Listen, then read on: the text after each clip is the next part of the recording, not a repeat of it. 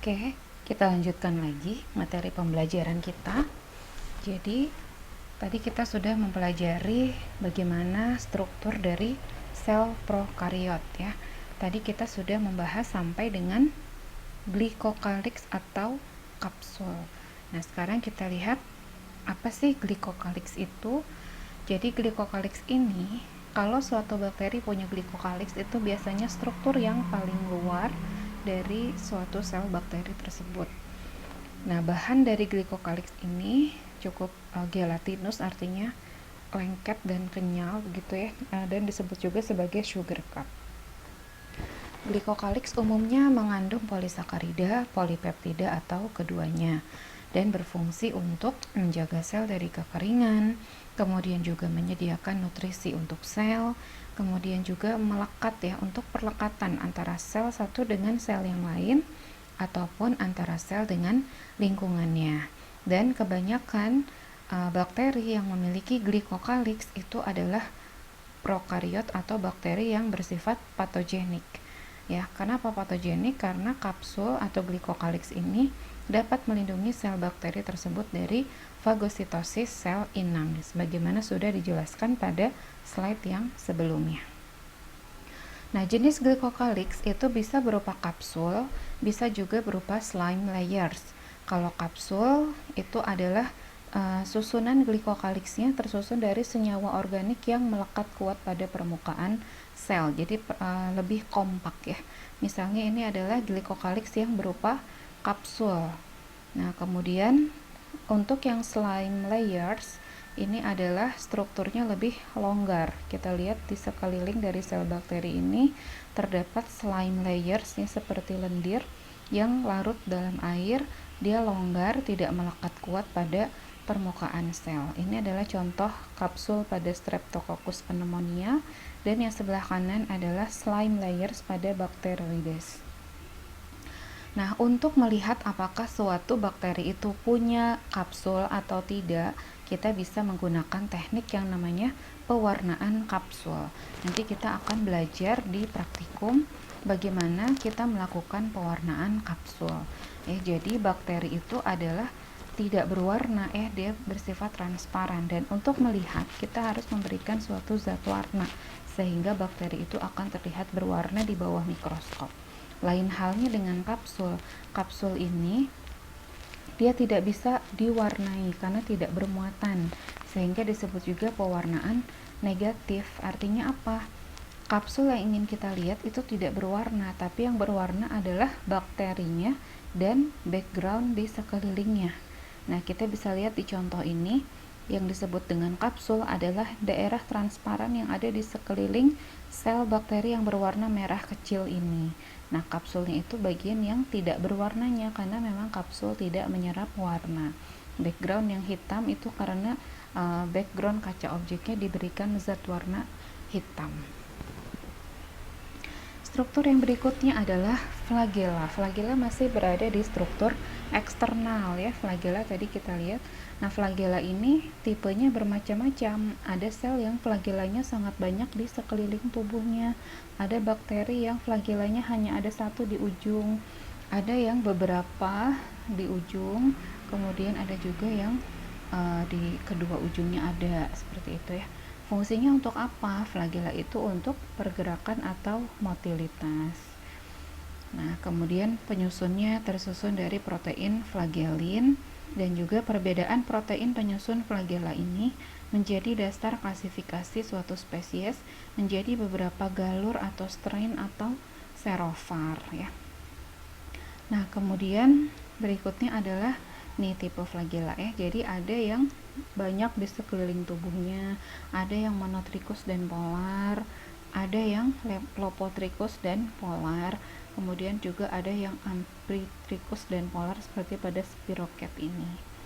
Gitu ya. Ini tidak perlu kalian hafalkan, ini adalah untuk memberikan wawasan saja bahwa flagella pada sel bakteri itu bermacam-macam. Tipenya ada yang banyak, ada yang hanya satu, ada yang di salah satu ujung, ada yang di kedua ujung, dan seterusnya. Nah, bagaimana bakteri bergerak menggunakan flagella ya? Flagella. Jadi, bakteri itu bergerak karena adanya rangsangan atau stimulus. yang kita kenal dengan taksis. Mungkin kalian pernah belajar waktu sekolah pergerakan tanaman ya, mengikuti rangsangan atau stimulus yang ada. Ada yang pergerakannya mengikuti arah cahaya matahari, sehingga stimulusnya berupa cahaya matahari disebut dengan gerak fototaksis. Ada juga yang karena rangsangan zat kimia atau kemotaksis. Nah, contohnya kalau bakteri yang kemotaksis, misalnya dia bergerak menuju nutrisi yang ada di media atau di lingkungan sekitarnya, maka bakteri itu akan menuju ke arah atraktan ya, atau menuju ke arah yang menjadi penarik baginya, misalnya ke arah nutrisi. Nah, itu namanya pergerakan positif menuju stimulus yang disukai. Ada juga yang pergerakan negatif, yaitu dia menghindari stimulus yang dia tidak sukai. Misalnya dia akan menghindari kalau di media agar itu ada zat penghambat pertumbuhan, misalnya antibiotik, maka dia akan bergerak untuk menghindari daerah yang ada antibiotiknya. Nah, bagaimana dia bergerak? Dia menggunakan flagela. Cara bergerak menggunakan flagela bagaimana? Ini seperti halnya orang meluncur kalau berenang ya. Jadi misalnya orang meluncur dari satu tepi mau ke tepi yang lain, maka dia akan mendorong badannya ke arah situ, mendorong, kemudian dia akan berorientasi arah harus belok kemana, dia akan berorientasi menggunakan flagelanya, lalu dorong lagi, maju lagi, dan seterusnya. Ada juga yang dikatakan sebagai endoflagella ya, atau axial filamen. Ini biasanya dimiliki oleh golongan spiroket, di mana dia bergeraknya dengan cara berpilin atau spiral ya, jadi seperti gerakan mengebor, berpilin gitu, seperti itu. Ini endoflagella itu adanya di dalam di antara membran sitoplasma dan membran luar. Struktur yang berikutnya adalah fimbriae. Kalau fimbriae ini struktur eksternal, dia berupa bulu-bulu begitu ya, jadi lebih pendek daripada flagella, dan jumlahnya juga lebih banyak ya di sel tersebut. Dia seperti struktur rambut yang sifatnya lengket, lebih pendek dari flagella dan jumlahnya bisa ratusan per sel. Fungsinya untuk apa? Yaitu untuk menempel atau melekat antara satu sel bakteri dengan bakteri yang lain, atau antara si sel bakteri tersebut dengan permukaan atau dengan lingkungannya, atau bisa juga digunakan untuk berpindah melintasi substrat atau melintasi bakteri yang lain. Peran dari fimbriae atau fungsinya adalah dalam pembentukan biofilm dan juga patogenisitas. Jadi yang punya fimbriae juga biasanya adalah bakteri-bakteri patogen. Contohnya adalah misalnya Neisseria gonorrhoeae.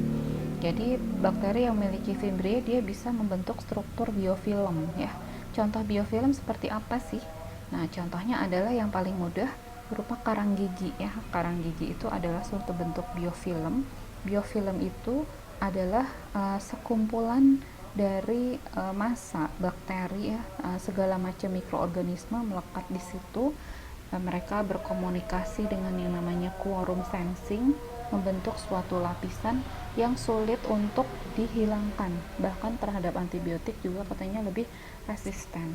Jadi kalau karang gigi itu tidak bisa disikat pakai sikat gigi seperti biasa dengan mudah gitu, mungkin harus pakai scaling misalnya seperti itu, karena dia memang melekat sangat kuat pada permukaan gitu. Kemudian struktur berikutnya pili ya. Pili ini adalah struktur yang dimiliki oleh bakteri, biasanya berjumlah hanya satu atau beberapa pada sel, tersusun dari protein pilin.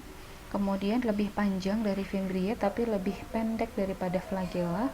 Fungsinya buat apa? Fungsinya untuk memfasilitasi perpindahan materi genetik, memfasilitasi pemindahan DNA dari satu sel bakteri ke sel bakteri yang lain melalui proses yang namanya konjugasi. Nah, pili ini contoh realnya itu digunakan oleh bakteri untuk mentransfer sifat resistensi antibiotik. Misalnya bakteri A sama-sama spesiesnya dia sudah resisten terhadap suatu antibiotik, sel yang lain belum.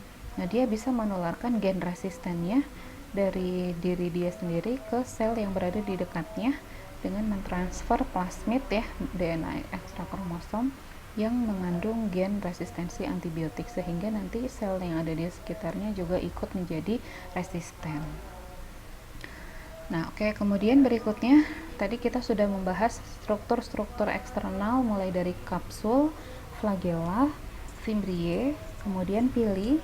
Nah, kemudian sekarang kita masuk ke dinding sel bakteri ya. Tadi setelah lapisan kapsul, di bawahnya adalah lapisan dinding sel bakteri. Nah, semua bakteri itu memiliki dinding sel, kecuali satu spesies atau satu kelompok, yaitu Mycoplasma. Mycoplasma ini bakteri yang paling kecil, dia tidak punya dinding sel. Fungsinya untuk apa? Karena dinding sel itu berada di struktur luar, maka fungsinya tentunya untuk melindungi bagian dalam dari sel bakteri. Dinding sel juga bersifat relatif kaku, sehingga dia memberi bentuk dan struktur pada sel, kemudian juga melindungi sel dari tekanan osmosis, membantu perlekatan antar sel, serta memberikan kekebalan atau resistensi terhadap antibiotik-antibiotik tertentu.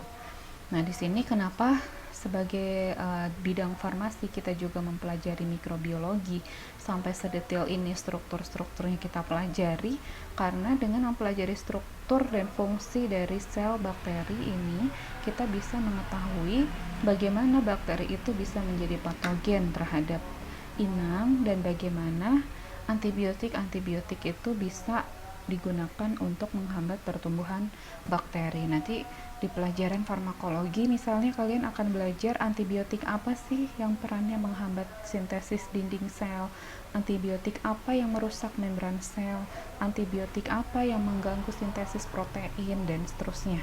Nah, itu dimulai dari pengetahuan kita tentang struktur-struktur yang ada pada sel bakteri ini. Oke, kita lanjut ke dinding sel lagi.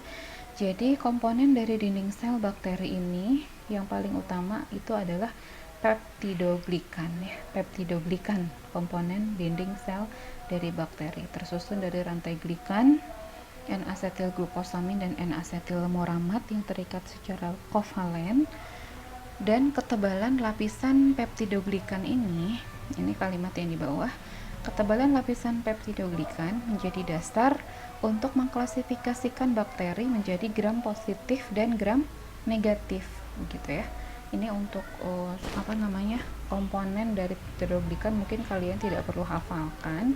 Intinya komponen dari dinding sel adalah peptidoglikan, dan tebal tipisnya itu menjadi dasar untuk mengklasifikasi bakteri menjadi gram positif dan bakteri gram negatif.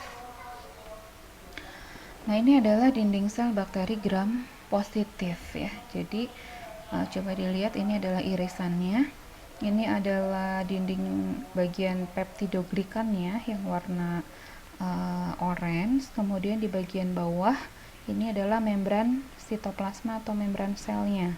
Masih ingat kalau membran sel itu tersusun dari fosfolipid bilayer ya. Ini adalah bagian fosfatnya, ini bagian lipidnya, ini bagian fosfatnya juga. Nah, bagian atas di luar dari membran sel ini adalah dinding sel. Pada gram positif peptidoglikannya sangat tebal ya.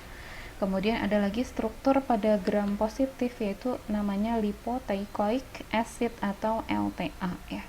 Jadi pada gram positif itu pertama peptidoglikannya lebih tebal, ada struktur yang namanya lipoteichoic acid, dan dia hanya memiliki satu lapis membran. Sekarang kita lihat kalau yang gram negatif. Pada gram negatif dia punya dua lapis membran, ada membran luar atau outer membran, dan ada lagi membran dalam atau inner membran. Mana peptidoglikannya? Nah, ini peptidoglikannya adalah lapisan yang tipis di antara dua lapis membran itu. Jadi lebih tipis ya peptidoglikannya pada gram negatif. Nah, jadi gram negatif peptidoglikannya lebih tipis, dia punya dua lapis membran, ditambah satu lagi ada struktur yang namanya lipopolisakarida atau LPS ya. Jadi perbedaan antara bakteri gram positif dan gram negatif minimal ada tiga tadi, ketebalan peptidoglikan, lalu membran sel, dan lagi struktur yang khas pada gram positif dan gram negatif. Oke, demikian dulu, kita sambung di bagian yang ketiga. Terima kasih.